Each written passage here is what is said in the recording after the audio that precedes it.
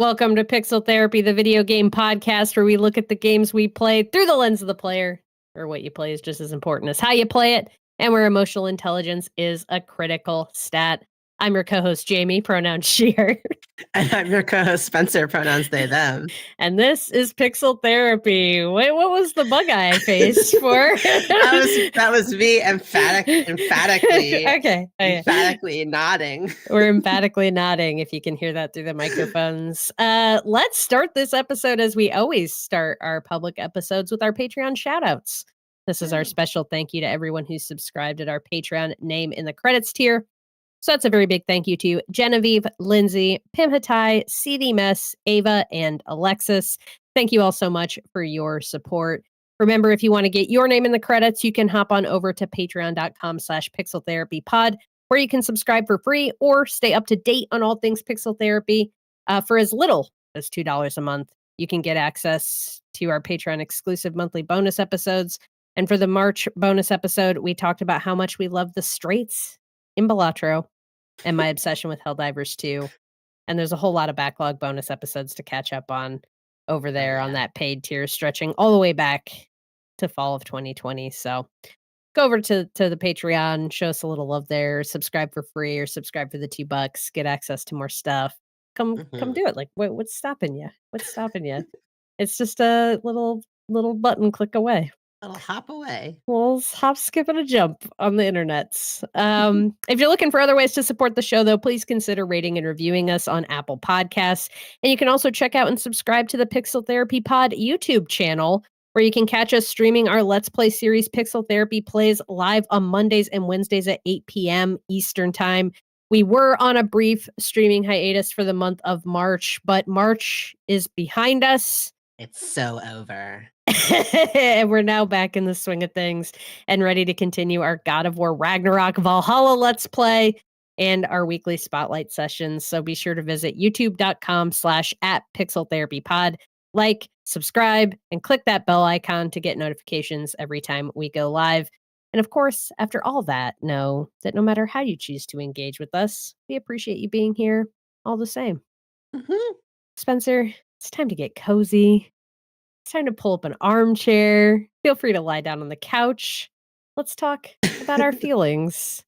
How have you been? Oh my God. Well, Jamie, good to be back. I just got back from a whirlwind adventure of 2 You weeks sure did. in San Francisco. I want to hear all about it. Well, I went to GDC, my first GDC. I also forgot to mention it was like. Wait, what is GDC? Oh, right. for all of I'm just assuming everyone's locked into the latest and greatest gaming news. But GDC is the Game Developers Conference. It's held once a year, and it's like a mecca of sorts for folks across the gaming industry to come together. Lots of career changers, lots of students, indie developers who might want to showcase their games and try to get eyes on what they're working on, as well as industry veterans, AAA developers, folks who make the tools that enable games to be made. It's very I was going into it expecting a Comic-Con vibe. I was oh, I can't wait to see the cosplays. It is not at all like that. It's a conference. It's a conference. It's a conference. I mean, it's a game developers conference, so people are still turning looks and serving, and any outfits ranging from I code all day, so I'm wearing my comfiest clothes possible, to I'm the business bitch and I'm dressed to the nines. So, but nothing that would be considered cosplay. It's definitely a place to network primarily, and get your game seen, if that's what you're into, or to try to make mentorship connections. But it was cool because it was very much a business conference. But I was Jamie and I were talking earlier in the week, it's it's definitely a conference, but it's everyone's talking about video games. So by default, it's just more cool and fun and interesting. I've never felt more invested in the content of a business conference. I think for me, like, I was gifted, a pass by my benevolent employer, Benevolent. so I felt like I felt this tension between like, "Oh, man, I should probably go to some of the more, like, applicable to me sessions, like what are the top monetization strategies in gaming? What are the trends going into 2024?" And then it Snore. was like, "Do I go to that or do I go to, like, how Cult of the Lamb grew our audience from a tiny team? How did we use Twitch to showcase our game, or like Mhm. Alan Wake 2, how did we create looping narratives and these concurrent like storylines between Saga and Alan? Like I'm Well, like, based on all the Slack ah! messages you sent me about all the things you were doing and seeing, I feel like you found a way to do a little bit of everything. I did. I cut the difference a bit, not to, like, age myself by making a Harry Potter reference, but I absolutely wished I had, like, Hermione's time turner and I could, like definitely had that thought too, but I try to just, like, never utter the words Harry Potter in any Yeah, conversations, yeah, so I yeah, yeah. 100%. So I'm sorry to the trans community. Yeah. Like, it was jam-packed. Like, it was 5 days of me running around, just, like, trying to soak in as much as I could. I went to some really amazing talks. It was also just, like, comical to see trying to talk about an art form like gaming and seeing that translated into, like, a PowerPoint. Like, I sent, Jamie a picture. It was from that Alan Wake session with Remedy. They were Yeah. talking about, like, literally, how did we do this?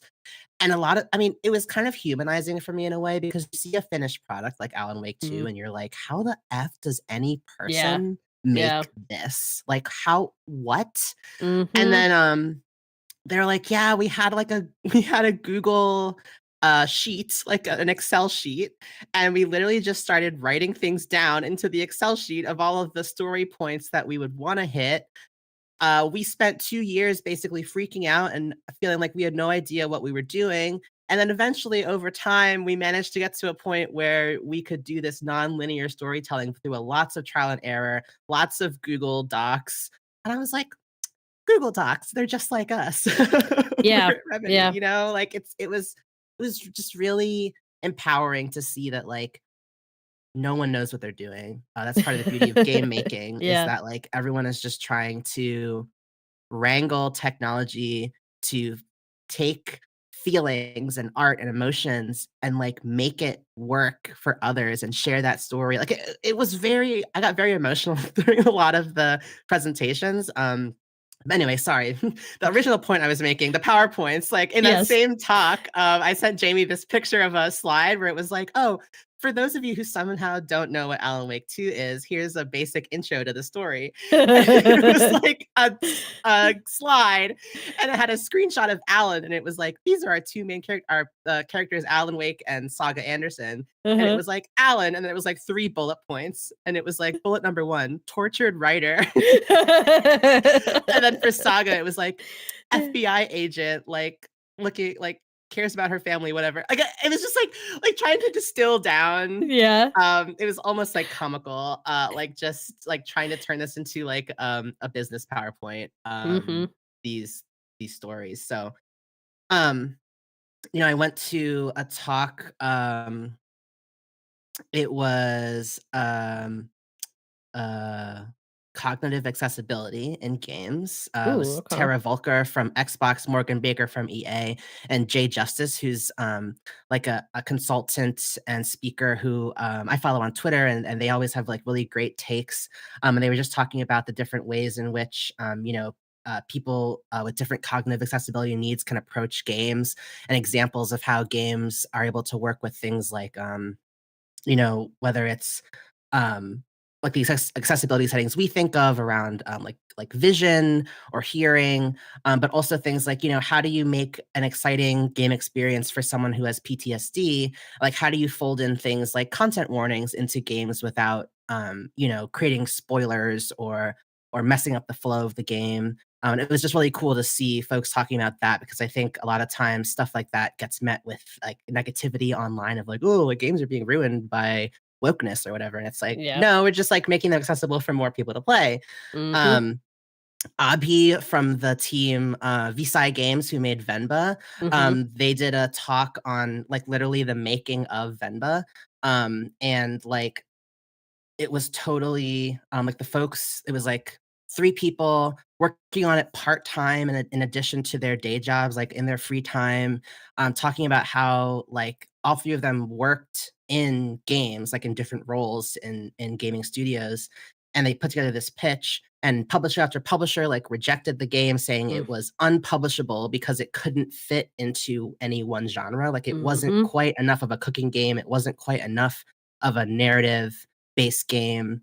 And how like by chance, oh my god, what's that? What that Wholesome Games, is that what they're called? Yeah, yeah, wholesome games. So Wholesome Games is a platform basically that creates trailers, puts together trailers from games that are up and coming and kind of fit within this umbrella of being like wholesome or cozy. Mhm. And they kind of provide a way to spotlight those games. Mhm. And so they reached out to the team making Venba and were like, hey, like, do you guys have a gameplay trailer that we could spotlight? And so the folks like got together, threw together this trailer in 2 weeks of completely fabricated gameplay. Like they're like, we had not built anything yet. Oh Like my god. we were just drawing like sketches and making storyboards. And so they put together this trailer just animating of like what the gameplay could look like. The Uh-huh. trailer went viral, and then all of a sudden all those publishers and folks who had rejected them were knocking on their door saying like, oh, JK, like, want to work with us? But by that point, they had gotten contacted by Nintendo, PlayStation, Steam, and basically they got funding from, they're based in Canada, so they got funding from the Canadian government. And they're like, Wow. by that point, we didn't even need a publisher backing anymore. And so they released it completely independently. And That's then so they cool. won the Seamus McNally like grand prize last week at the Independent Games Festival Awards. So So it's cool. like so awesome. And I love Um, that game too. If folks haven't listened to our Game of the Year episode, that was spoilers, it was in my top 5. oh yeah, yeah. Fenba's a great game. I finally got to play it at Yeah? GDC on the expo floor. It's so good. So good.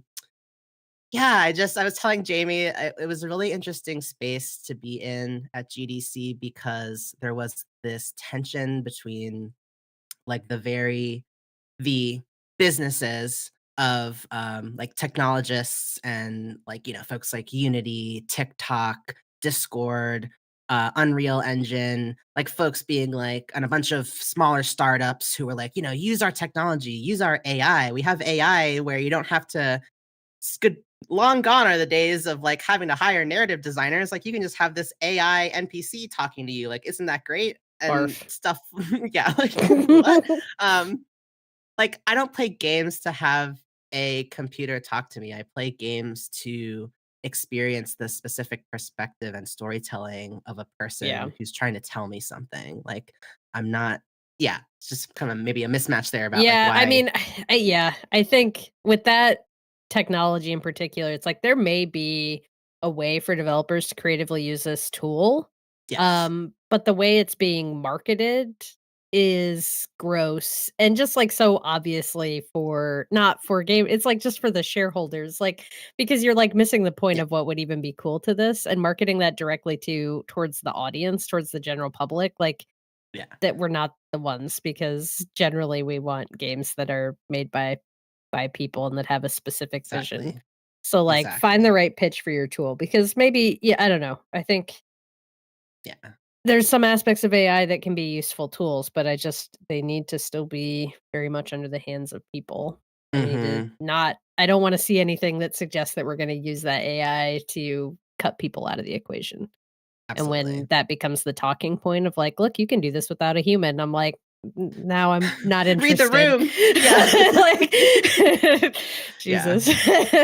Yeah, and it's like, part of the magic of games for a lot of people is the unfinished edges, Mhm. the kind of marks that prove it's human made and something, that was the result of years of hard sweat and work and tears and heart, and so, I don't think anyone wants to lose that.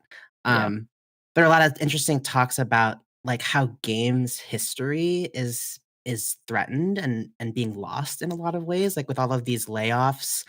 Mm. It's like people are being taken off of projects that they may have been putting years into already and just haven't even been credited for.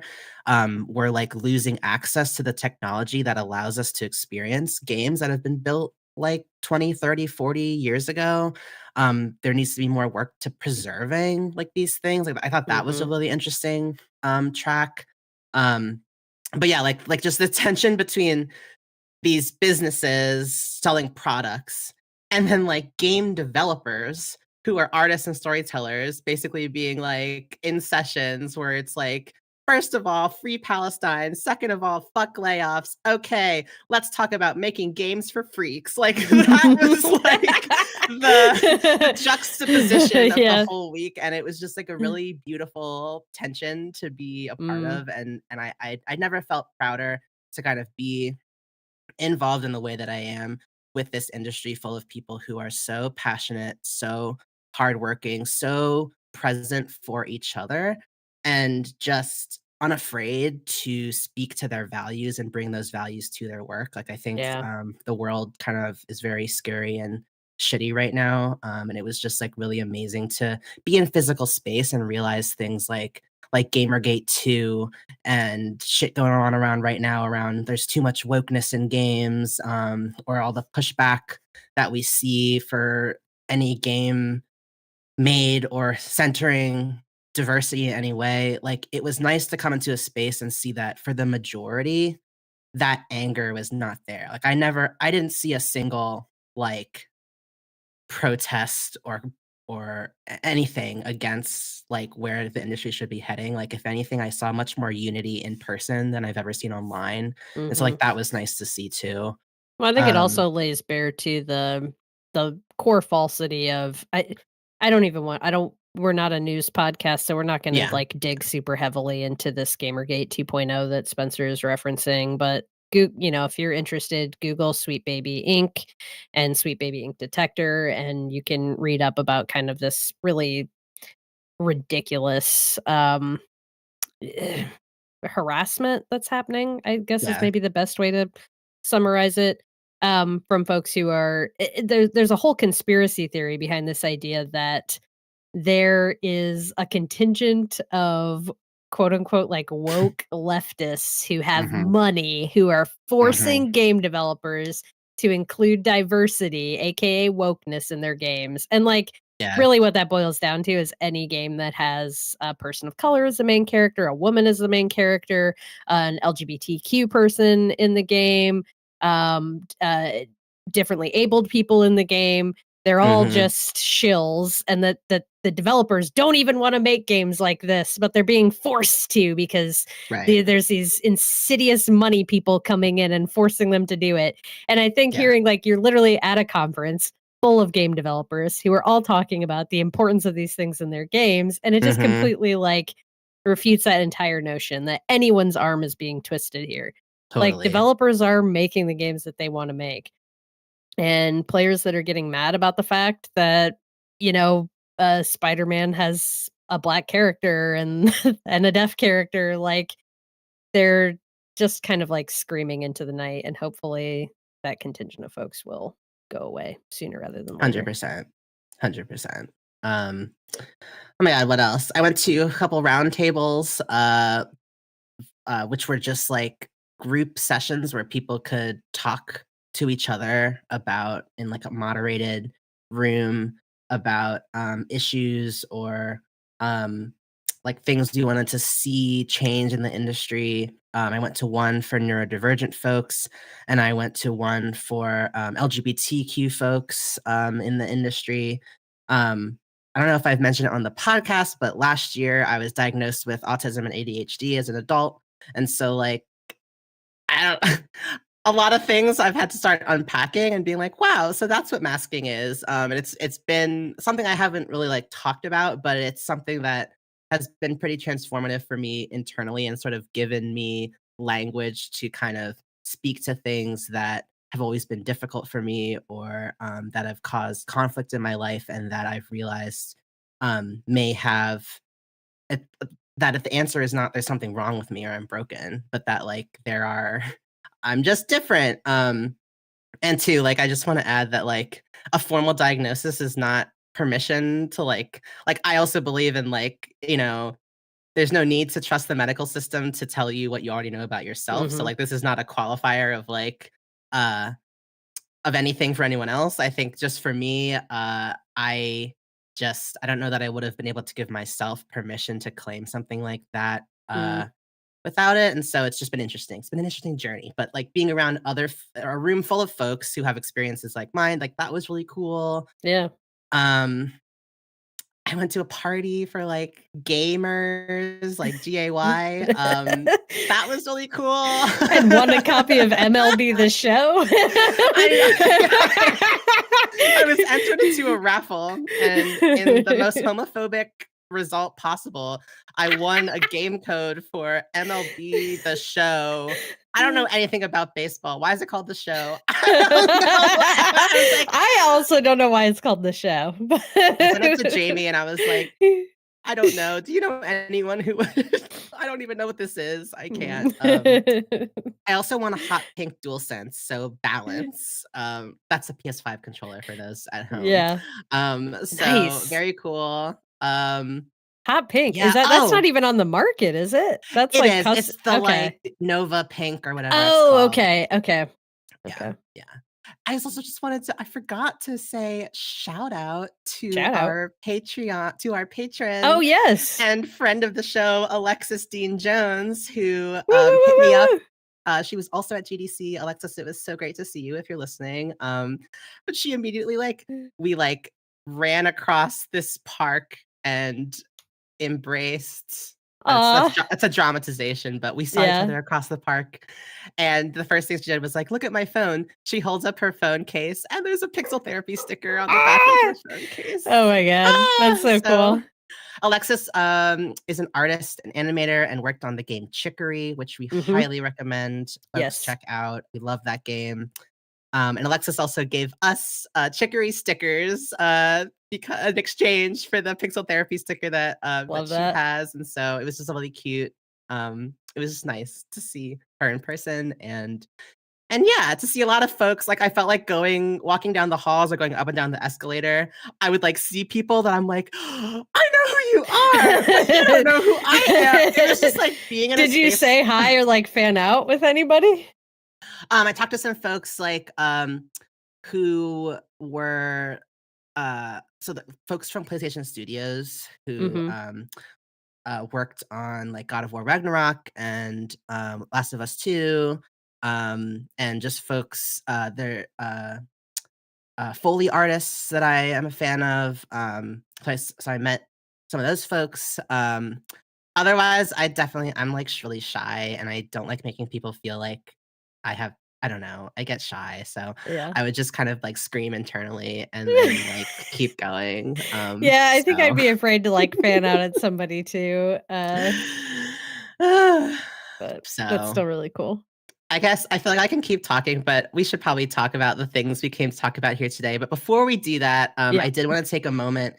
Again, lots of great talks, call to actions, reminders what we do, why we do, and reminders that like it's possible to keep imagining and fighting for the world that we want to see made possible, while still being in the world we're in today.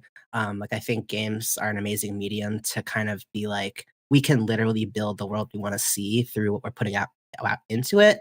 And so one of the particularly inspirational and powerful speeches that came out of that week was from the night of the Black and Gaming Indie Developer Award, or Black and Gaming Awards, one of which was the Indie Developer Award, which went to Xavier Nelson Jr. From Strange Scaffold, made the game El Paso Elsewhere, which came out last year, and he just gave a literal sermon of an acceptance speech. I wanted to play it for you guys here today because I just think it needs to be heard. And he's someone who I think folks should definitely follow. Like, he's just an amazing voice in the industry.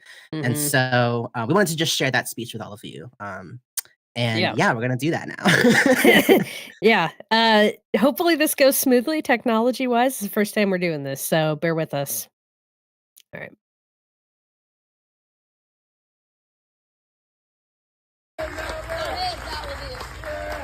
Hi everyone. I'm nervous and I want to make the most of my time, so I want to begin by thanking the Black and Gaming Foundation and acknowledging how you almost celebrated a corpse today. El Paso Elsewhere, our latest title, was rejected by publisher after publisher before going on to critical and commercial success across the globe last year.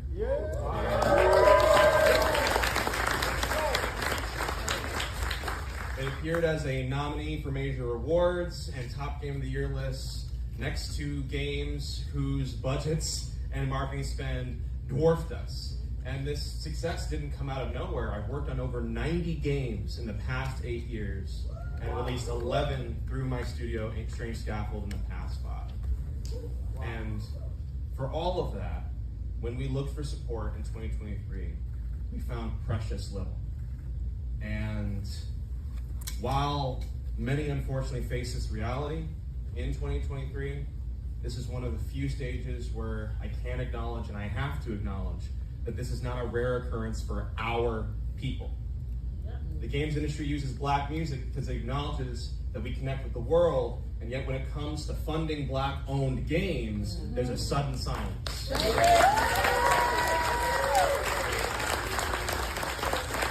games industry uses Black aesthetics because it's become the shorthand for what it is to be cool, and yet when it comes time to promote Black professionals to direction and leadership, again, the industry is silent.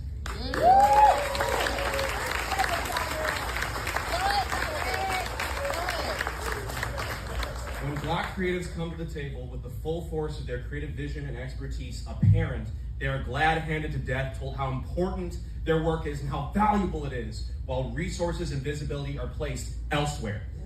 So today I want to thank God, I want to thank my family, and I want to thank everyone who has made a material impact and provided support for my creative voice and expertise, because without you I would not be here. And I want to urge my people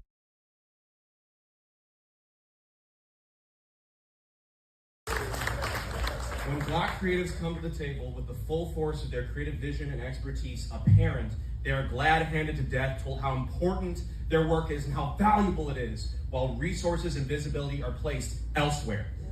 So today I want to thank God, I want to thank my family, and I want to thank everyone who has made a material impact and provided support for my creative voice and expertise, because without you I would not be here. And I want to urge my people, the disproportionately talented 2% of this industry, to flee the city that starves you.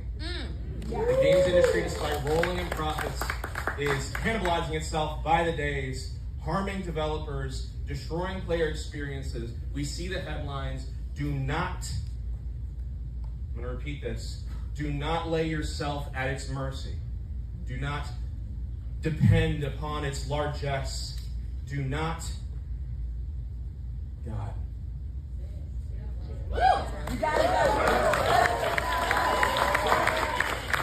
Do not play by its rules. Let's go. Do not play by its rules.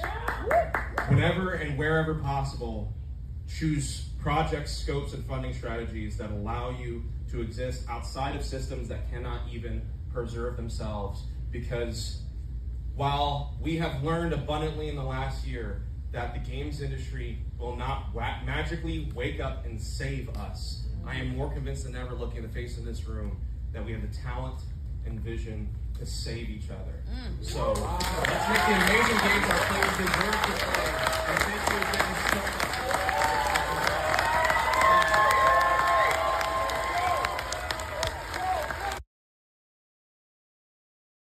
Yeah, powerful stuff, man. That was a hell of a speech. I saw that when it was going around on Twitter.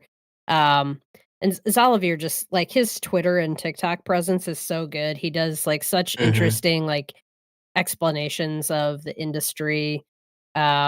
Really just talking through things that I certainly don't understand as someone who sits super far outside of it. And I just think he's got a great perspective and just really smart and explains things in a way that um makes sense to someone who sits so far outside of it like myself. So please go give him a follow on, whatever social media you're using. He's at Rit Nelson, WRITNELSON. And check out his studio's games and support them. They're a small studio that's making a lot of varied projects and doing cool things and finding their own way outside of that system that he's, I think, rightly lambasting because, Mhm. capitalism cannot sustain itself. It is intentionally extractive, and there will be an Mm. end point. And trying to find new systems that are self-sustaining and that don't just deplete resources from everything around them is going to be the only way we save the planet, we save Mhm. industries, artistic industries, Mhm. and save ourselves. I don't know. Absolutely.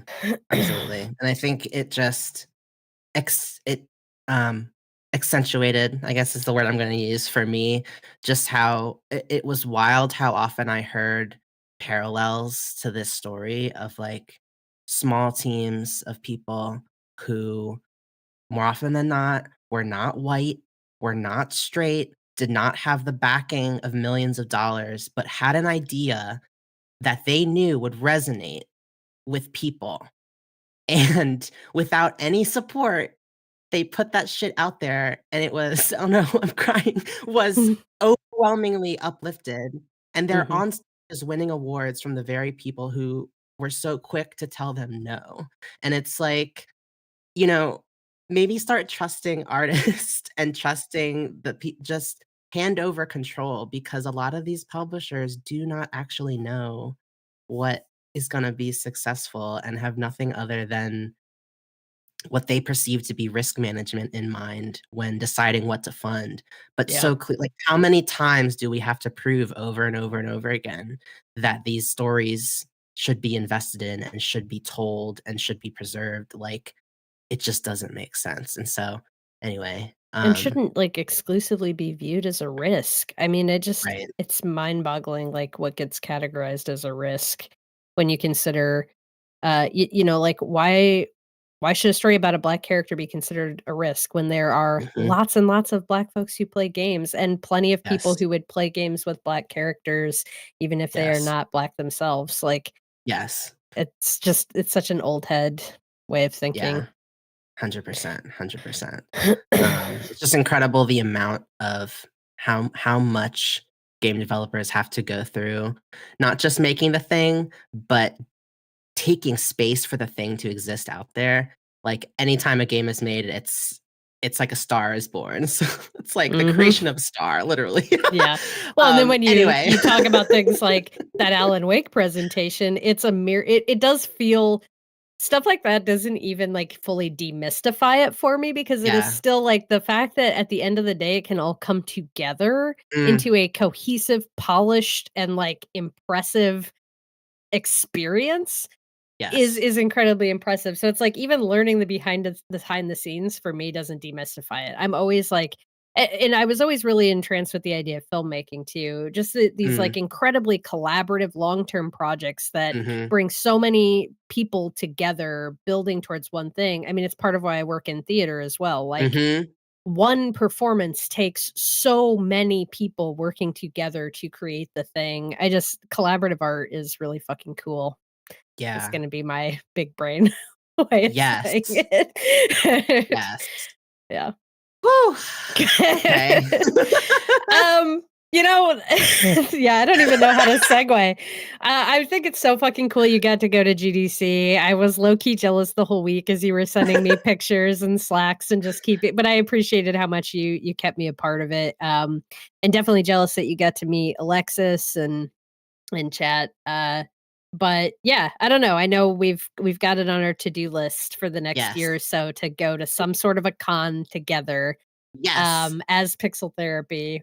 And no one will know who we are, but it will be fun. But we will know who everyone else We is. will know who everyone else is, like the nerds we are. But yeah, what a cool experience. I'm so glad you had the opportunity to do that, and thanks for like sharing it with me and sharing it with the audience so we could Thanks, live buddy. vicariously through Yeah, you. next time we're both going. I'm saying it right now. You're gonna So, well, manifest whatever it. that it is, doesn't have to be Uh-huh. GDC, but we're going somewhere together because being part of it together in whatever way that means, whether it's online or in person, just experiencing as a group this thing, Mhm. it was really sustaining in a really difficult year. And so, like, I just Yeah. think, yeah, okay. So we should probably talk about a game now.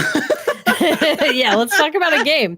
Let's talk about a specific game that we both played called Brothers: A Tale of Two Sons. And specifically today we're going to be talking about the remake which just came out in February. Although I do imagine this is a remake of an original game that came out in 2013. So I imagine we're going to be talking about that too, but you know, Mhm. in terms of plot points and all of that, the games are identical. But yeah, let's dig into it. So Brothers: A Tale of Two Sons, which originally came out in 2013, is an adventure game developed by Starbreeze Studios and published by 505 Games. That's the original was developed by Starbreeze and published by 505. And in it, players are tasked with guiding two brothers on an epic journey of discovery, loss, adventure, and mystery. The game quickly became a lauded indie darling upon release. I'm using indie in the term of like it was a small narrative game.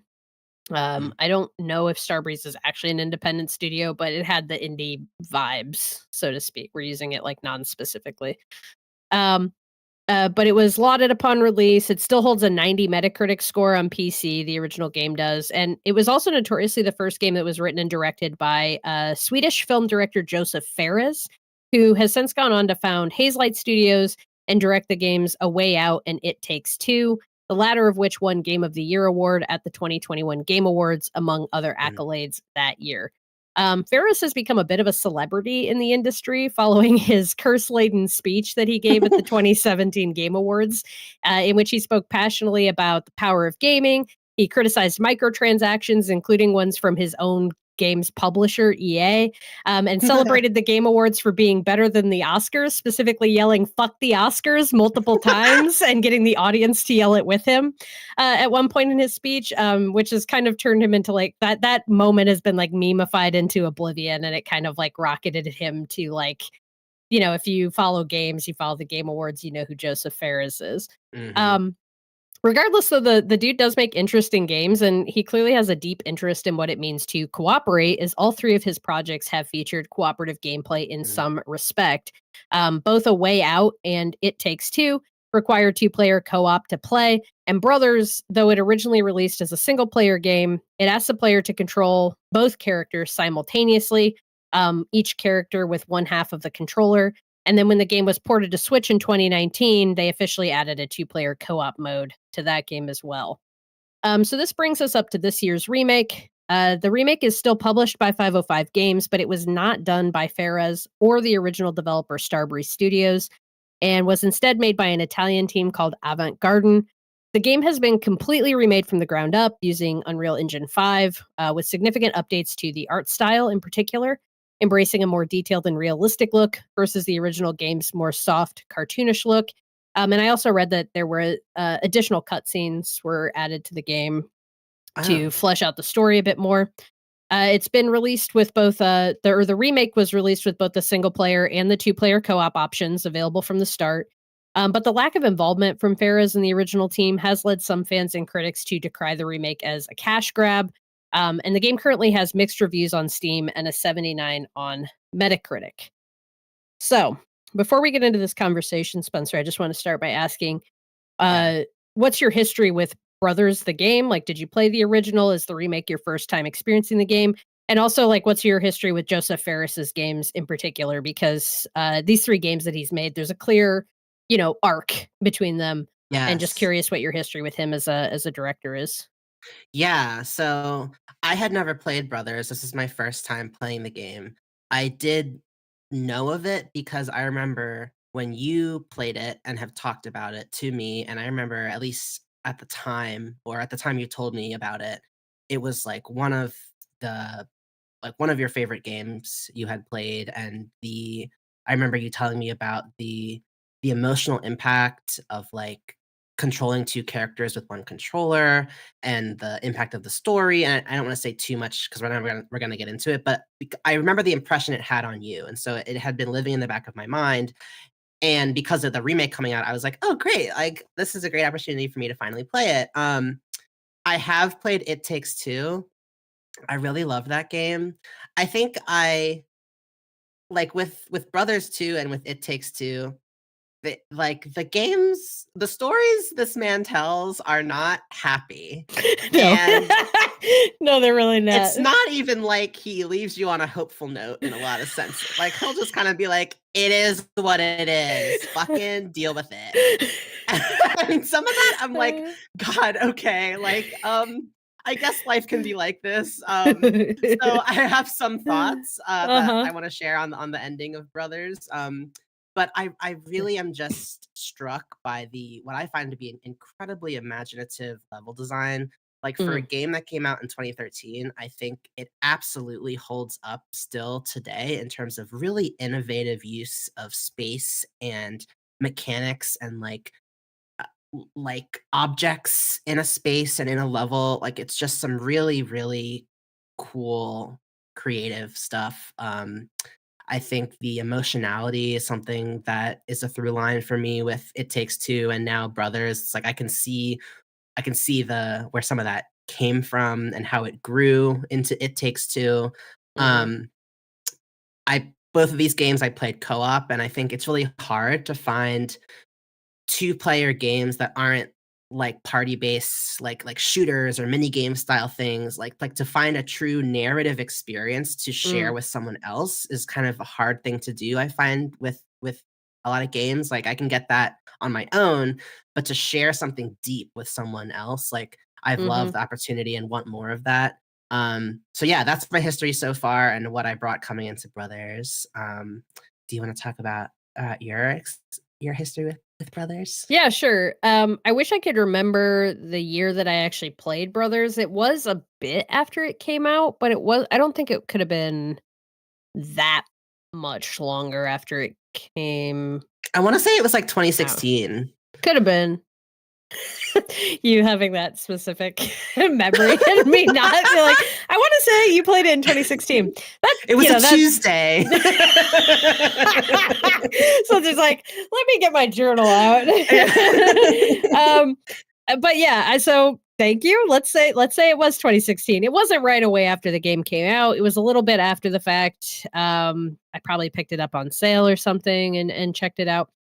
And I was completely taken with the game when I played it. I consider it one of those games that's like part of my like formative gaming perspective experiences, like a game that helped change the way I thought about games and game making and what I wanted out of a video game.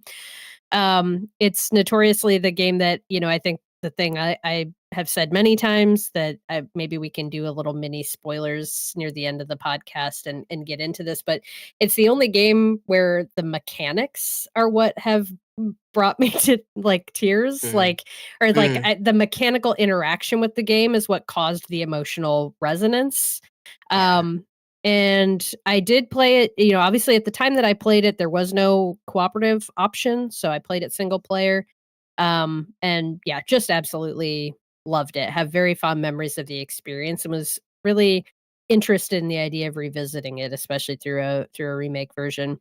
As for my experience with Fares's games, my partner and I played A Way Out, but for whatever reason we fell off before the ending. And so I'd like to go back at some point and finish that game. Yeah. That game in particular is about two prisoners who are escaping prison. So you're two men who are working together to escape prison and like go on the lam. And then my partner and I did play through all of It Takes Two. Gameplay wise, I really loved It Takes Two. I don't mind that the story is like kind of depressing, but I just found the main characters to be really abrasive and like annoying. And because they were a lot. Because that game in particular it's quite long for a game that expects you to play it with another person, I want to say it's like a good 15-ish hours. Yeah. To get through the whole thing, especially if you're like really, exploring the levels and taking your time. That's a long time. Like, that's a lot of sessions, to sit Yeah. next to somebody and play a game, and I enjoyed doing that with my partner, but by the end, like, yeah, we both really just hated the main characters, found them to be pretty miserable, and then the way the game ends, I was just so confused if I was supposed to be happy for them or if I was just Yeah. supposed to be left in a state of complete, like, distraught at the fact that they're making the choices they're making, which it's like, yeah, I don't know. Tonally, it presents as a happy ending, but you've just watched these characters be horrible through the whole game, and you're kind of like, I don't know that this should be the way things wrap up at all. And it's hard to tell. I think all of these games struggle with this a little bit, with this like tonal. There's a little bit of a tonal dissonance in the way they are presented as like these fun, creative worlds, and then the subject matter tends to be like very dark, but it still leans into like these really comedic moments. So you get a little bit of like this tonal whiplash, which I don't necessarily hate, but I don't know. And It Takes Two, just such a long game. It kind of rubbed me the wrong way. Yes. But yeah, so that's my history with the games. So for playing the remake, you already said you played it co-op. I played the remake single player. What did you play it on? PS5. Same. So we both played it on PS5. I've heard like Xbox Series S has had some like graphical issues. The game came out, I think, on most consoles and PC. So I guess do your research if you're looking into getting it. It's not running great on all systems. But yeah, what are your high level thoughts on the game? I mean, I think we talked about like both seeing the PC Gamer review, I think, where Yeah, I don't want to like, specifically call anybody out, but yeah, there Sure.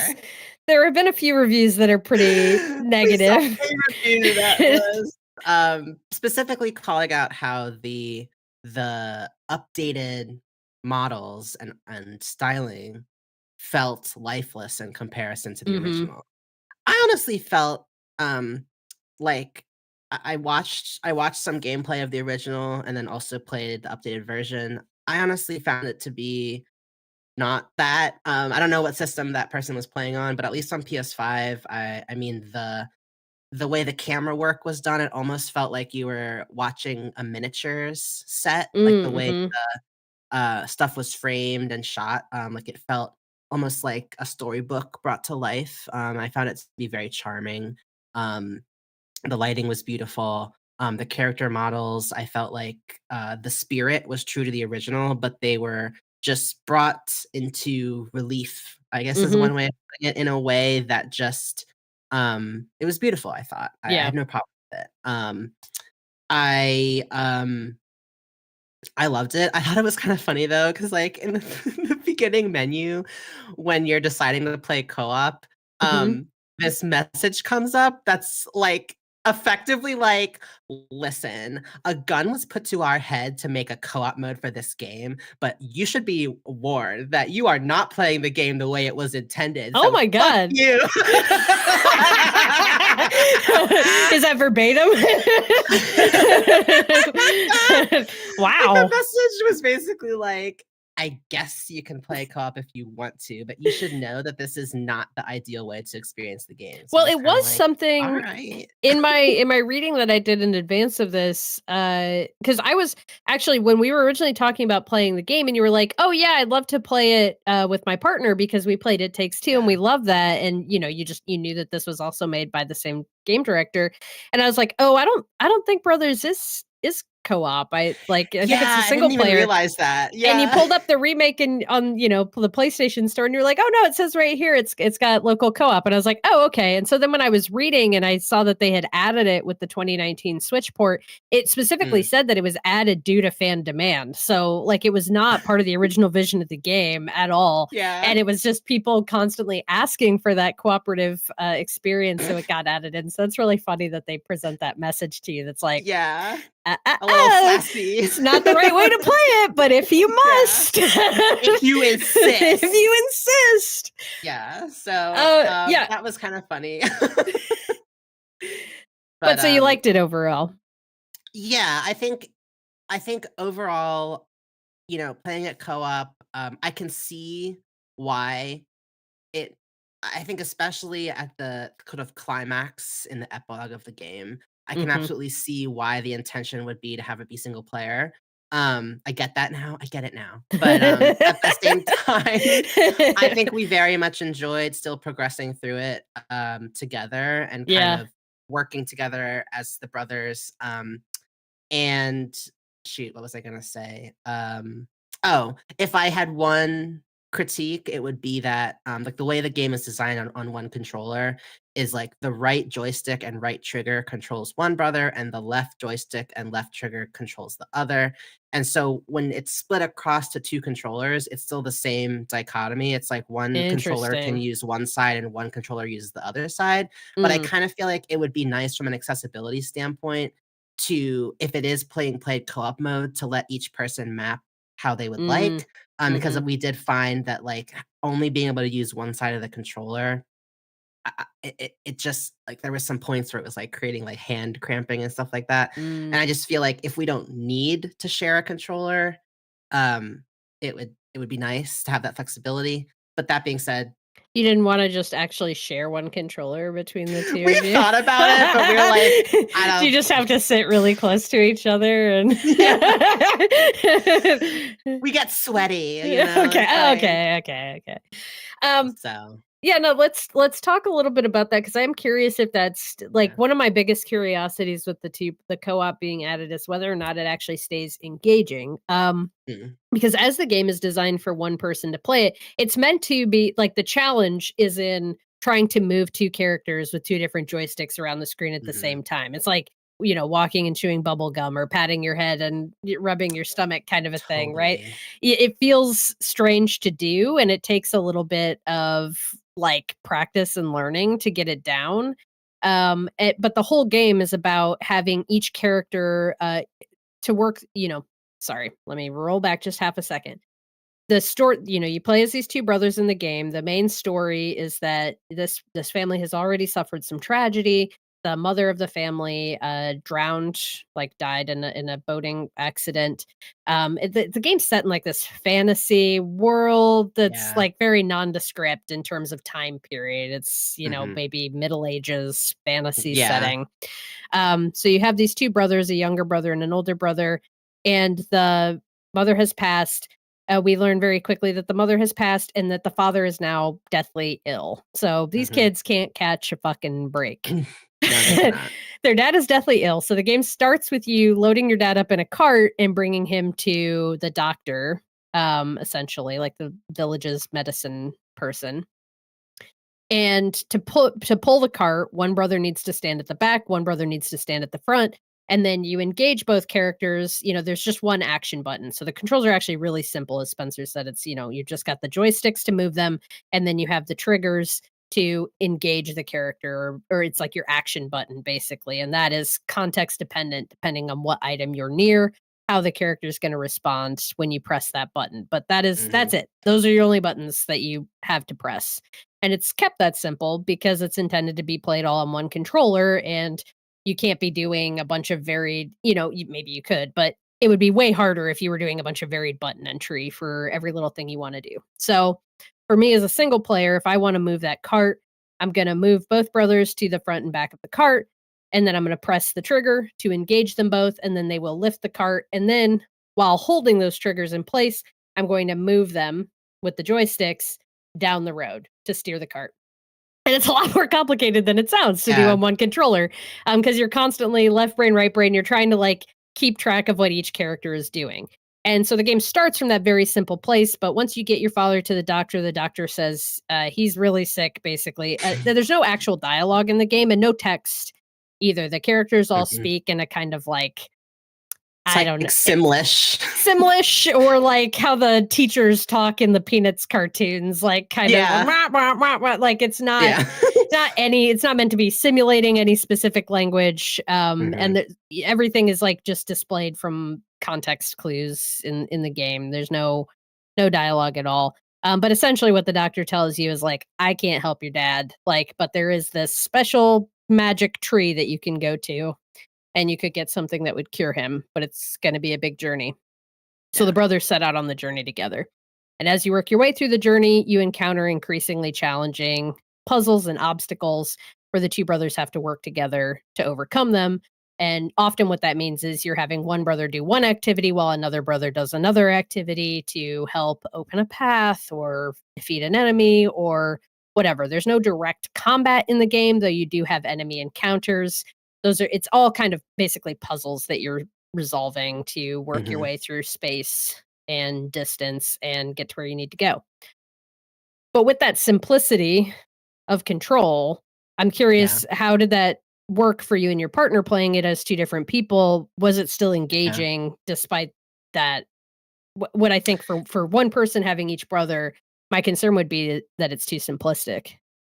Yeah, I mean, honestly, I found that we had to communicate a lot more than Mm. like, obviously, you don't need to communicate with yourself, like, it's intuitive that, Yeah. like, I'm gonna move both joysticks in this direction or like, I remember specifically there's a scene where we have to row a boat, and it's like we Mm. might have to be moving the joysticks in different directions to get us to orient the boat the way we need it to go, or make sure we're moving both joysticks forward at the same time to rotate a lock or move something forward, and I found that, like, we couldn't just do whatever we wanted to do. We had to Yeah. kinda talk to each other and be like, "Oh, hey, I just noticed this thing is, interactable. Oh, shoot, I can't move it by myself. I need you to come over here. Okay, now we both need to make sure we do this movement at the same time." Like, Mhm. there was a lot more of having to, like, verbalize what we needed to do, whereas I think if it was just me, it would be a little more efficient because I know what both fingers need to be doing, what both hands needs to be doing. So if anything, I thought so too at first. I was like, "Oh, there's only like one button. Like this is gonna be easy." But Mhm. it was just like a different kind of collaboration. We Mm. embodied the we embodied the You brothers. embodied the brothers. Yeah. To your point Interesting. though, I did find that like I was really struck by how much emotion and how much story I was and how much meaning I was able to make from something that had no real dialogue. Like, that was Yeah. something, like, really impressive about the game. But yeah, anyway, yeah. No, Um, let's talk about that. I mean, I think that's the huge part of this game's design, and I was actually kind of surprised when I saw the remake was sticking with that. I don't know why I thought I was like, "Oh, they'll probably that was probably a budgetary mm, constraint to not have mm, dialogue." And maybe it was, but I never in my original playthrough of the game thought about how much that contributed to the overall presentation of the story or the emotions that it garnered. So, yeah, I mean, if you wanna talk a little bit about that and the way the game does storytelling, the yeah, I floor is mean yours. yeah, I mean, it's just I think it speaks to the kind of universality of the human experience where, like and it contributes to that kind of storybook style where there's no words being spoken, but we're all able to connect with this slightly magical, slightly childlike, even though the themes and content being explored are anything but Mhm. childlike. Like, it's just the power of the game is how easy it was to connect with these characters even though they don't say a word. Um, like, just the action of working together, of kind of, um like, it was all themes and moments that I think anyone could relate to, and so, yeah, I never felt like anything was missing from the lack of dialogue. It's funny, Mhm. like, my partner is the type who he can be very literal, and Mm. so he was like, "What's going on? Like, what is he saying?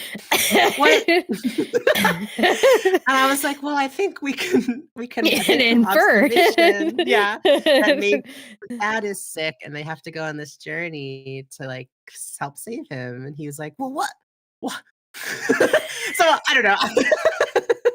I'm only chuckling because I know your partner and your impression is, Yeah. like, actually bringing him into the room right now. Anyway. It was just kind of funny, like, I think I can see if anything, I think it just spoke to how much he Like, he was like, "I thought this story was called Brothers, like, what this is, like, where I thought it was gonna be about brothers, like, it's about this whole like, there's, like, all this sad stuff going on and, like, the dad and, like, what's happening?" He's also the type who, like, I tried to make him watch Marcel the Shell with Shoes on, and he could not finish the movie because it was like he was like, uh he got to a point where he was like, "Wait, just I think I know what's gonna happen, and we have to stop here, and I'm just gonna pretend that the movie stops here and everything is fine." So, like, he's the type where, Oh, no. Wait, did you finish the movie on your that own? was I finished it once. I was like, "We have to watch this together because this movie has transformed I my life." told you. Okay, sorry. Yeah. Now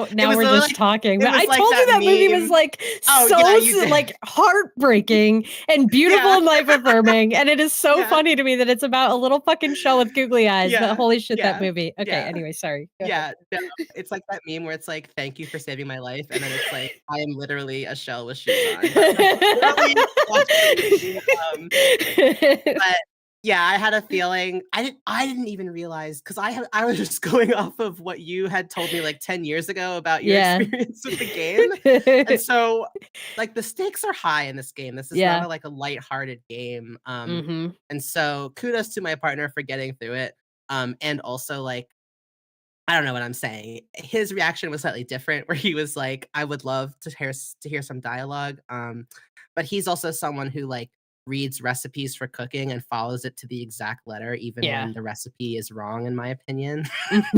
So, like, he thrives on order. So, like, Yeah.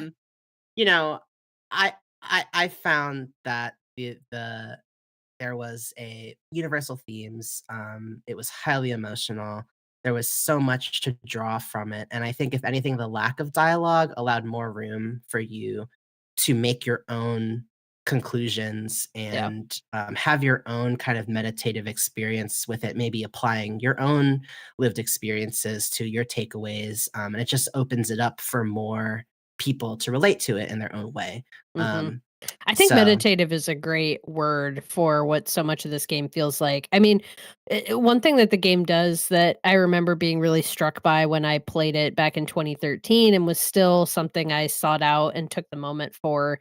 And this version is along your journey, you will come across benches that are just placed Mm, at, like, scenic viewpoints of the area, because a lot of your traversal, you're kinda you'll go down into a valley and cross a river, and then you're coming up a mountain, and you'll come around a corner, and there's just this you can see the whole scene of what you're about to traverse through in front of you, and they'll place a bench there. And yeah. there's no icon on the bench, there's nothing that says, "Hey, come interact with this bench."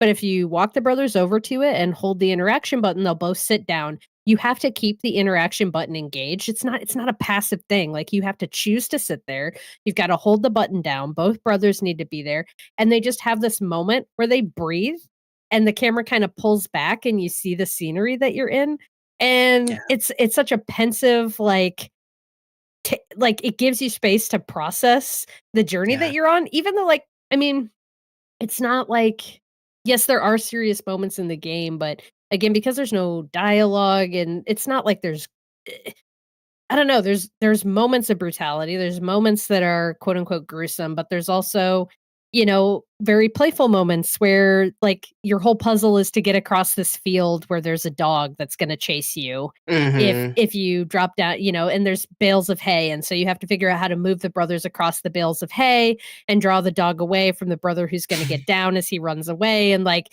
you keep calling this dog back and forth and it's just this fat little dog barking and that's like a very fun silly little thing.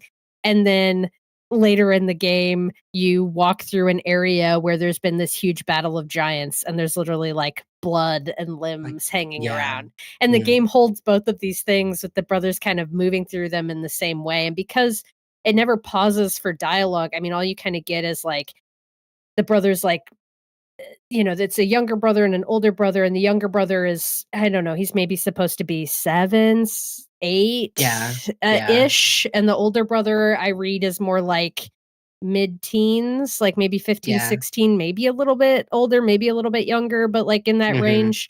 And so the younger brother is like clearly like more squeamish and more like turned off by the blood, but they're not sitting down having a conversation about like what it feels like to walk through Right. a bunch of dead bodies in a field, kind of a Yeah. thing. But you as the player are getting that moment. And then when you leave that area and you sit down on the bench, you can like take a second to process what you just fucking witnessed Yeah.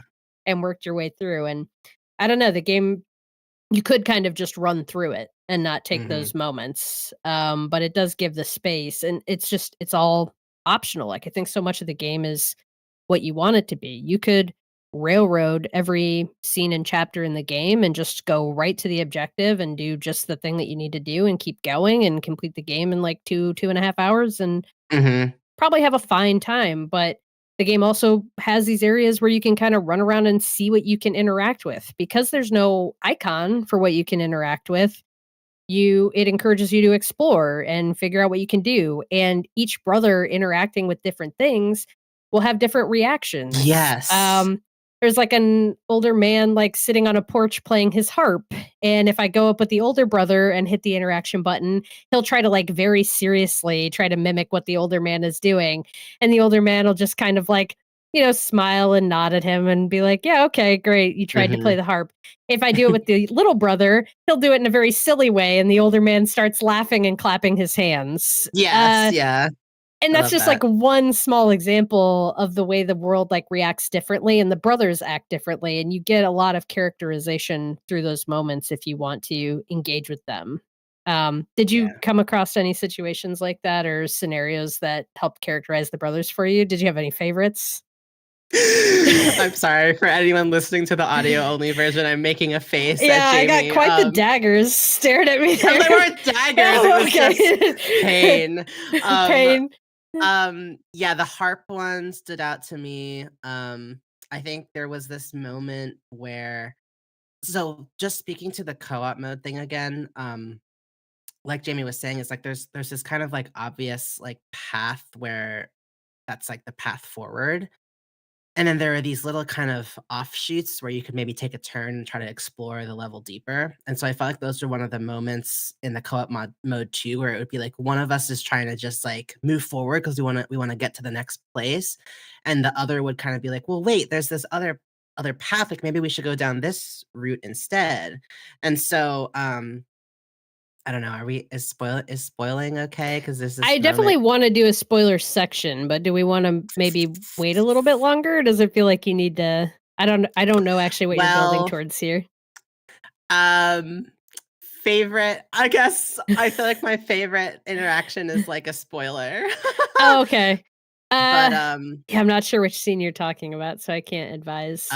there's a guy and there's a house that burned down.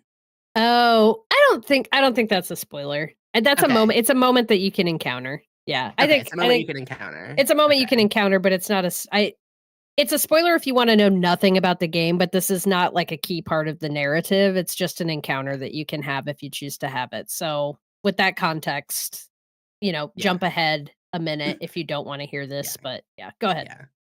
So on one of those offshoots, we go down this path, and then all of a sudden we see this guy, I guess content warning for um Suicide.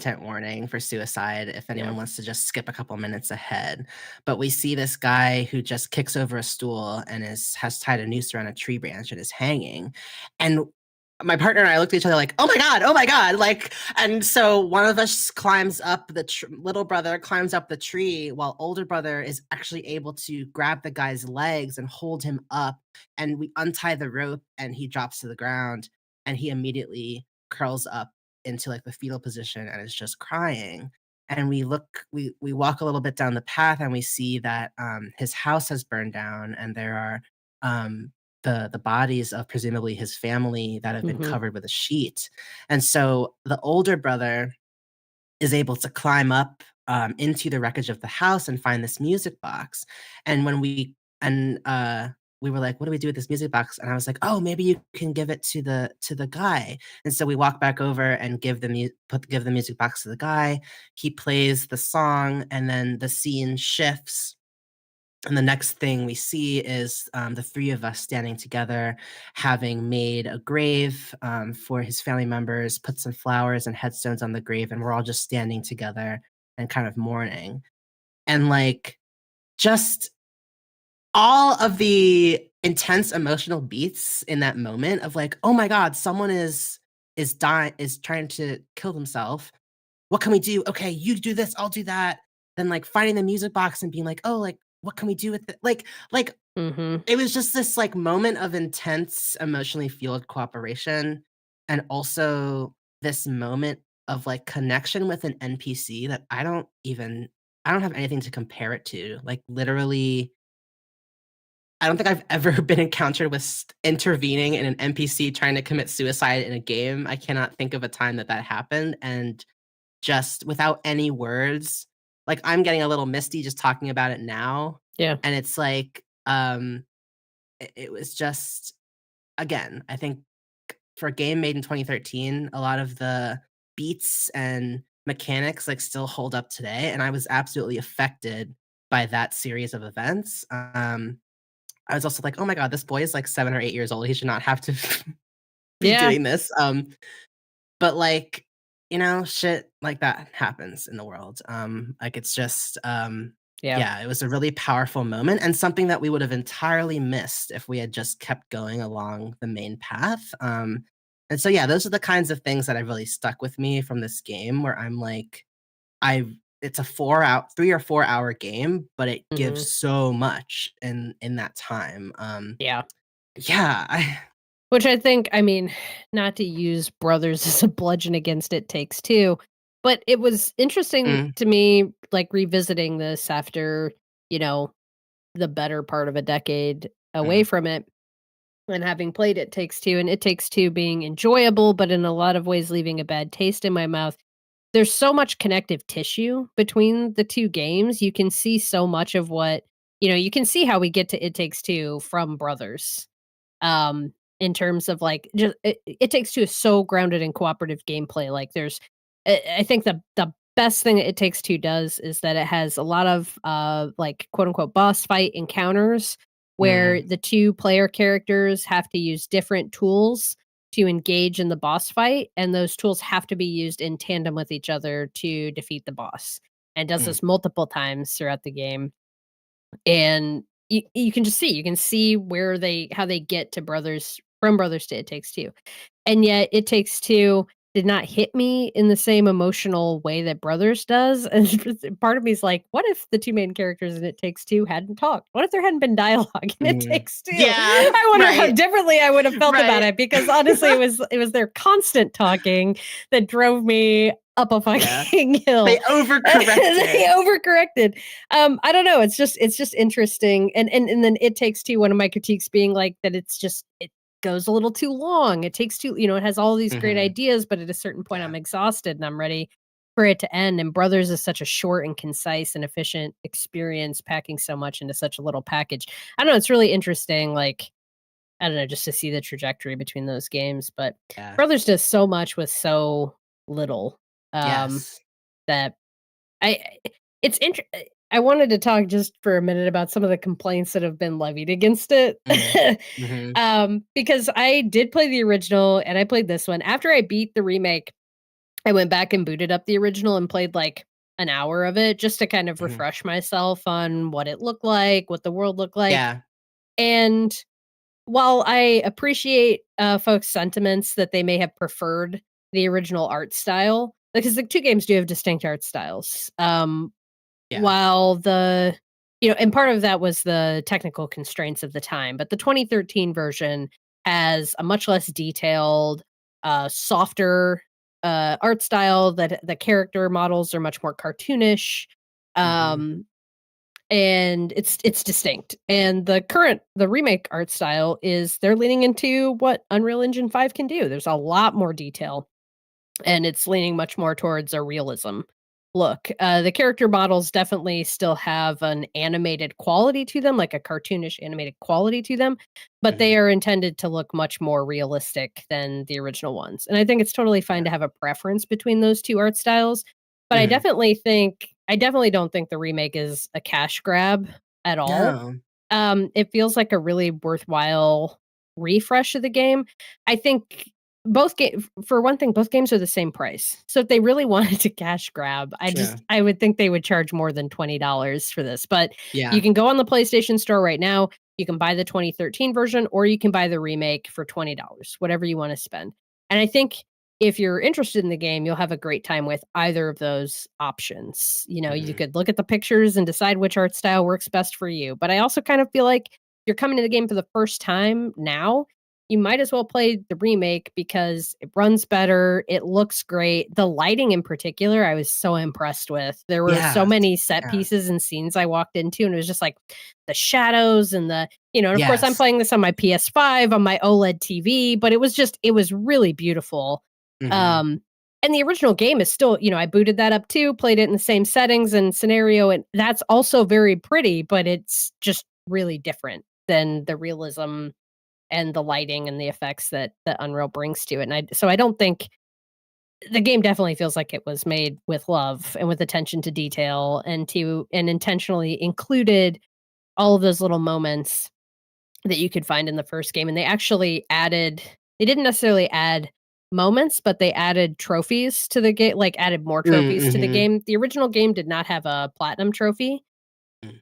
Um, so they added a few more trophies so that it could qualify for achieving a platinum on the game, and those trophies are all built around other literally every trophy in the game is built around an optional experience that you can Mm. find somewhere in the game. So the trophy list is completely like structured around you finding all of the weird little hidden side things in the game that you can interact with and things you can see. For example, there's an area where there's some sheep, and if you pick one up Oh, and spin it yes. around, it'll throw up. Oh, no. And you can get a trophy for that. So little touches like that just make me feel like I don't think that this was a cash grab. Like maybe, I'm sure they do want to make money on something like this, but definitely the studio that made it put a lot of thought and care into it. And I feel like Yeah. that's a weird critique. You can have a preference Mhm. of art style, but I don't think the intention with this game was to just shit something else out and try to get people to pay for it again. Yeah. Um, and I think it's valid to play either of the two options. It's still a great game in Absolutely. 2024. Yeah. Um, is there anything else you wanted to say about the game before we go into some spoilers? No, I think let's forge ahead. Okay, let's do some spoilers here. Spoilers ahead, full spoilers. If you haven't played Brothers at all, I do think if you haven't played it at all and you're interested in playing it, as we said, it's $20. It's available Mhm. on most platforms. It's a 3 to 4 hour experience. If Mhm. you're interested, you should probably go play it and not listen further. Because Mhm. I do think this is the kind of game that having the discovery moments and the experience of it is well worth it. So take that PSA. True. But let's talk spoilers. So do we want do we want to just jump right in with the big emotional moment? What the actual Or F? like the biggest emotional moment? There's a lot of emotional moments in the Yeah, game. like the ending. Yeah, the ending is what I'm specifically referring to. Yeah, let's talk about that.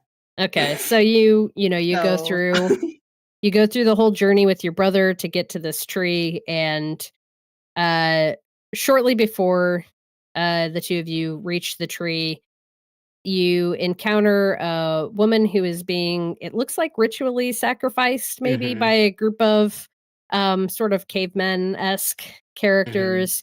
You can save her from them, and then she helps you get through a town that's being haunted by a ghost troll thing, Invisible and then ghost an troll, invisible yeah. frozen ghost troll that's like freezing the town and all of its inhabitants.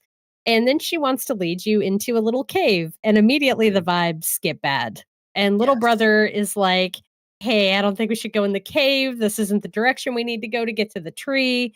But Mhm. bigger brother is like, "This lady's kind of hot and she kissed me on the Yeah, cheek. yeah. So I think we should follow her."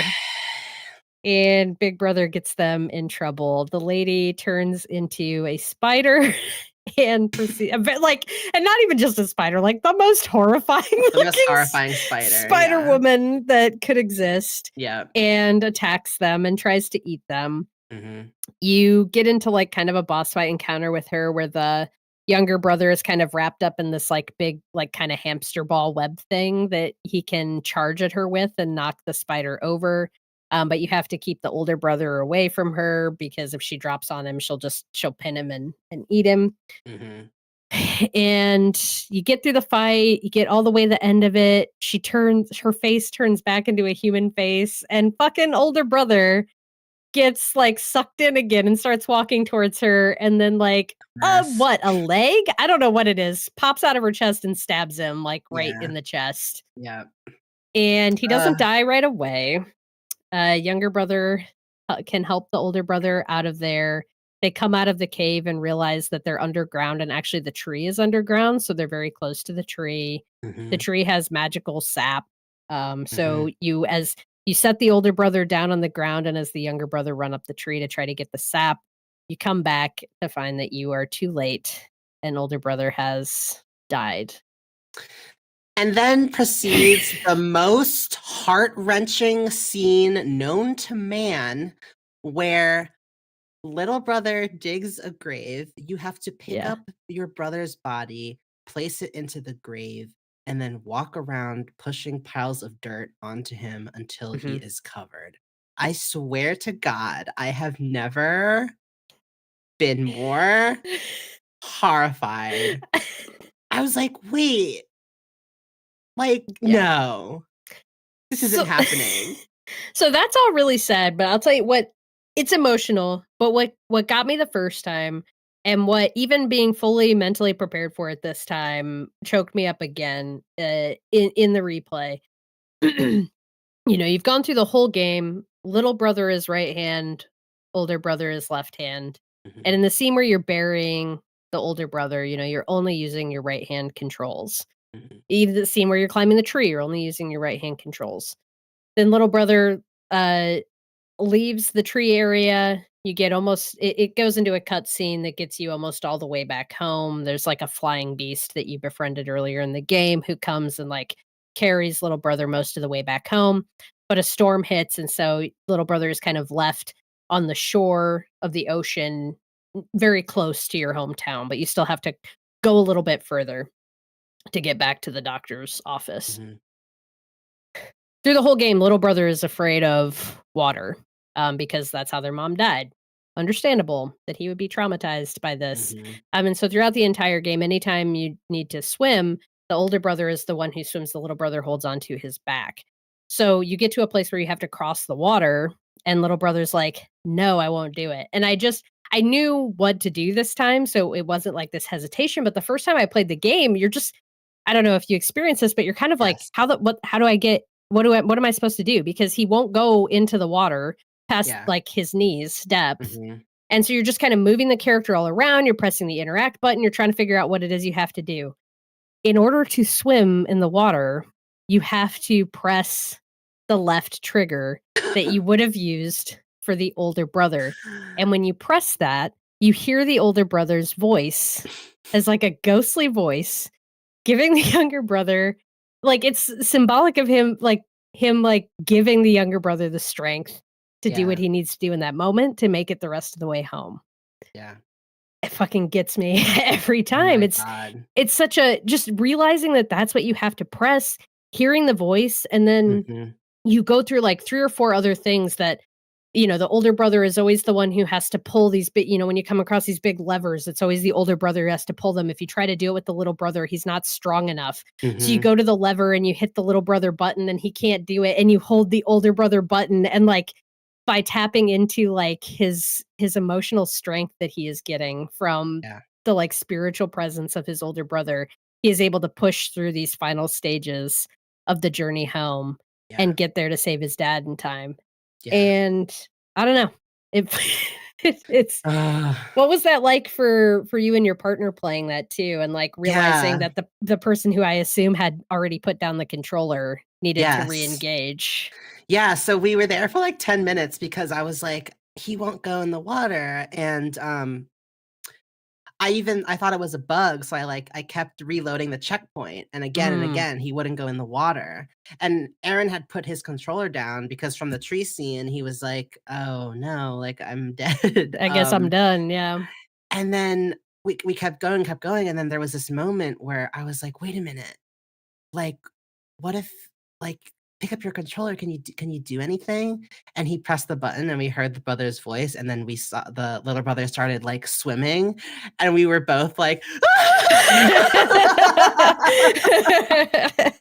yeah. it was a really, yeah, it was a super powerful moment, and that was the moment where I was like, okay, I understand now why they're saying this is a one player experience because I guess maybe that would have come across clearer if you were playing with one controller, that intuitiveness. But at the same time, it was interesting too from a co-op perspective of again that communication of like, wait, like let's try this. Yeah. Yeah.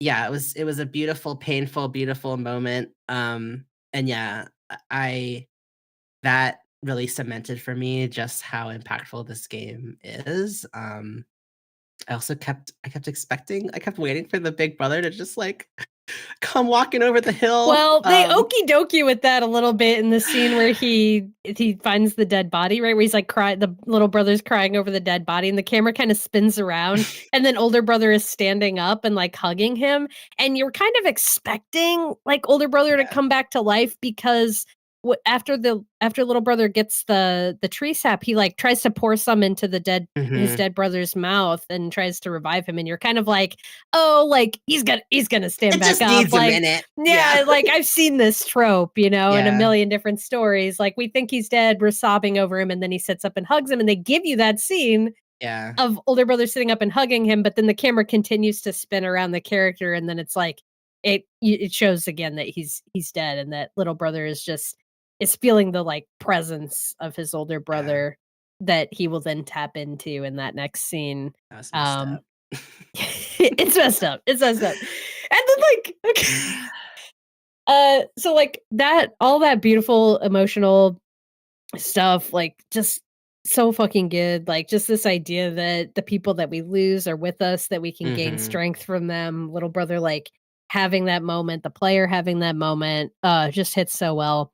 We save the dad's life. The game ends on the most fucking depressing note I have ever seen a story wrap up ever. And I forgot how depressing that ending was because, what's lived large in my mind is that moment of bringing the spirit of the older brother in and holding the left button and getting that scene.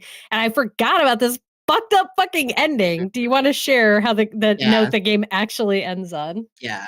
So I want to preface it by saying like one of the cutscenes you get near the end of the game is the older brother reminiscing about fishing with his father. And based on the scene, like little brother is often thinking about his mother and older brother is often thinking about his father. And so what I drew from it is that there was like a little bit of like the older brother was kind of like closer with the dad and younger brother closer with the mom. So at the end of the story, the very last scene is little brother walking up the hill to join his father who is fully recovered.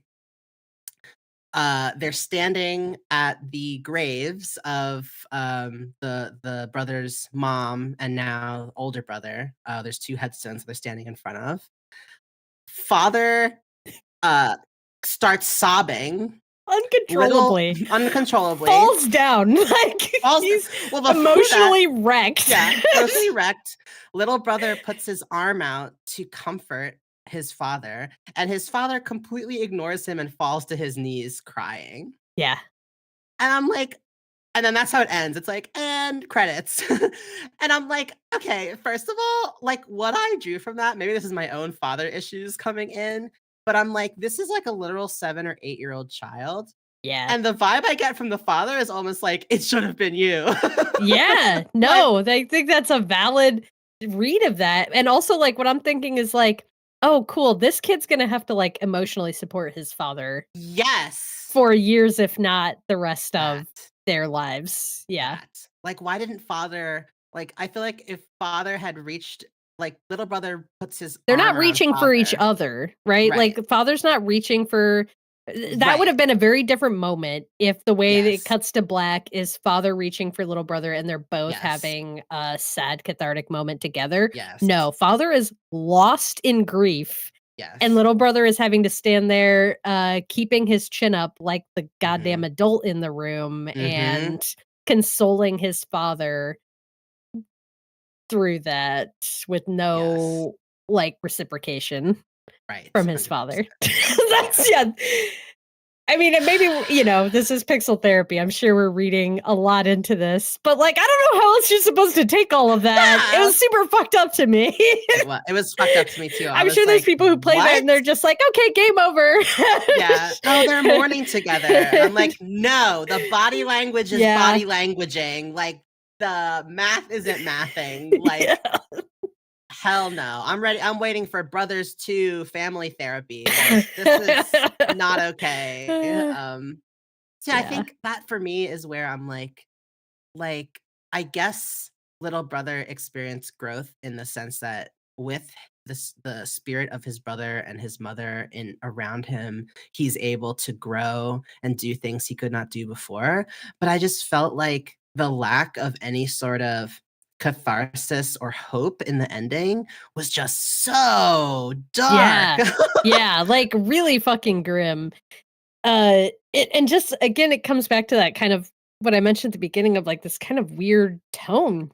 Like there's so Yes. many moments that are so playful, and then they just slap you in Yes. the face with like some of the darkest fucking shit imaginable. Yes. And I guess if anything, revisiting this has made me think that like, you know, maybe all of that stuff in It Takes Two that I was like, you know, these Mhm. characters are awful. This ending is not as happy as it's purporting to be. Maybe that's intentional. Like, Yeah. maybe it is like, "Oh, look, happy ending, teehee." Not really, these characters are fucked, like, Yeah. maybe that dissonance is supposed to be there, and that's Right. just the way Josef Fares and his studios make games, like, I'm starting to Mhm. wonder if, like, that is what they're doing, like, very intentionally, Same. it's like, "Yeah, no, we know this isn't actually a happy ending, but, Yeah. you know, other people are gonna read it differently." Yeah.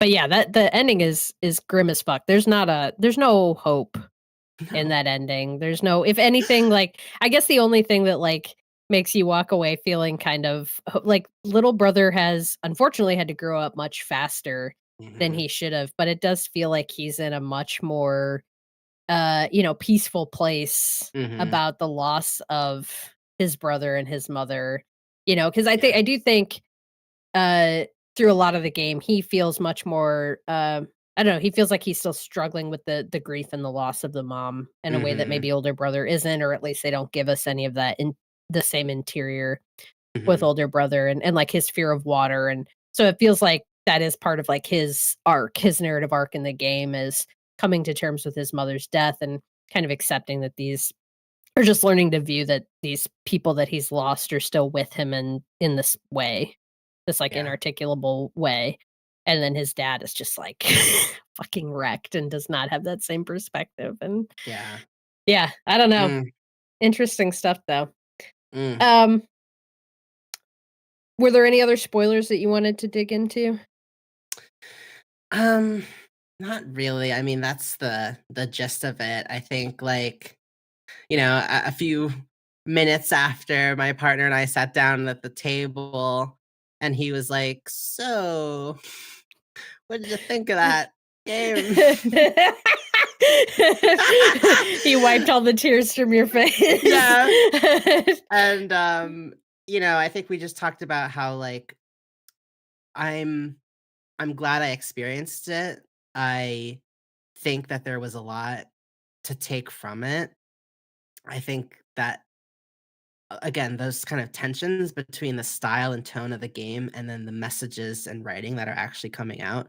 I think some like you said, like everything you're saying about It Takes Two as well. It's like it's almost like this flipping on its head, like what you expect from a game, but it doesn't necessarily like everything else around the game, the marketing, nothing sort of prepares you for like this game is telling this story, and also it's gonna try to subvert your expectations in a really weird way. Like there's no kind of warning or preparation for like Mhm, what it seems to be doing on another level. mhm. Um And so I was like, I have my slight beef with the ending, like, just because I feel like it's unfair what this character went through. Yeah. At the same time, I'm not saying, like, and therefore it's a bad game, or and therefore people shouldn't play it. It's just like, damn, that was a lot. It defies, like, storytelling, or, like, it defies, like, the Rules. narrative structure and storytelling Yeah, rules, right? Like, yeah, characters should only get a quote unquote bad it it's not presented as a tragedy, but it is. yes, Even the way that it wraps up with the brightness at the ending and the lighting, everything yeah, about the way the ending is presented is saying, "This isn't a tragedy. Look at this." And yet what's actually mhm, happening is tragic. The character hasn't done anything to deserve their tragic ending. The story is not presented, it's presented as a hero's journey, so we're expecting our hero to end up in a good place. It just, like, takes all these things that are kind of core to the way narratives are designed and, like, what we as audiences, like, will feel, these there's very, like, specific steps that you have to take in writing to achieve catharsis and, like, emotional resonance in a narrative arc, and it just, like, constantly undercuts those things, and mhm, I'm guessing that's a Joseph Fares thing. That's just how he, like, sees the world. It makes yeah, it more realistic, but also feels very jarring. yeah, for sure. Yeah. So yeah, again, it's a 3-hour game. Like, uh, you know, with how much we have to say and how much we're still processing, like, it's obviously something to experience. Like, if you could find the time, Yeah. like, I mean, it's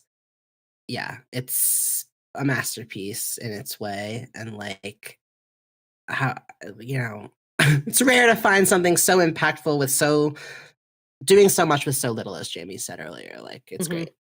Yeah. Just prepare to be sad. Prepare to be sad. I think, as I said earlier, either version of the game that you want to pick up is valid. Mhm. I don't know if I'm sure there is some value in playing both versions, but I don't think it's a requirement. And I think if you played the original 2013 and you're interested in playing it again, the remake is a great way to revisit it. As someone who that was my journey with it, and I also think the remake is a perfectly fine entry point. You are not losing Mhm. anything from what was in the original game if you just jump straight into the remake. And depending on your preferences for how games look in the modern era, you may appreciate the modern look that the remake has. I do think Yeah. there's a nostalgia for people who played the original, but I don't think that hang up is going to exist for people who are coming at it for the first time. Yeah. Um so yeah, go check out Brothers. It was a great game in 2013 and it's still a great game in 2024. Mhm. Go get your heart broken. All right, time is up for today's session of Pixel Therapy. Thank you for tuning in, and we hope that listening to our thoughts and feelings gave you some thoughts and feelings of your own. If you want more Pixel Therapy, come check us out at patreon.com/pixeltherapypod, where you can sign up for free to stay up to date on everything we have going on, including our weekly streaming schedule, or you can subscribe for as little as $2 a month and snag that sweet monthly bonus episode. We are returning to our streaming schedule this week, so be sure to check out our Let's Play series, Pixel Therapy Plays, live on Mondays and Wednesdays at 8 p.m. Eastern Time on the Pixel Therapy Pod YouTube channel. You can subscribe and ring the bell to get notifications every time we go live over there. And of course, you can also support the show by rating and reviewing us on Apple Podcasts and following us on Twitter at Pixel Therapy Pod. That stuff is just as important, and we appreciate it just as much. Finally, since we like to put our money and our energy where our mouth is, we end every episode with a recommended side quest. This is a program that I've mentioned a couple times on this show, but the situation is ongoing. In the Gaza Strip, there are lots of families, like innocent people, just like you and me, who need help getting out of a very dangerous and horrible situation that's entirely outside of their control. And so that program is Operation Olive Branch. You can find them at tinyurl.com/op Olive Branch. And it's a grassroots collective effort basically bringing together mutual aid campaigns for various Palestinian families who need medical help, who need help crossing borders, seeking asylum, need food, water, basic necessities that they are just being barred from access to because of the occupation. So that's Operation Olive Branch. You can visit their Instagram at Operation Olive Branch. And again, their website is, or their resource to access links is tinyurl.com/op olive branch. Thank you for that side quest, Spencer. That is our show for today, everybody. So go forth, run a story mission, level up some stats, and don't forget to hug an NPC every now and then. We'll be back soon with some more Pixel Therapy. Therapy. Bye-bye.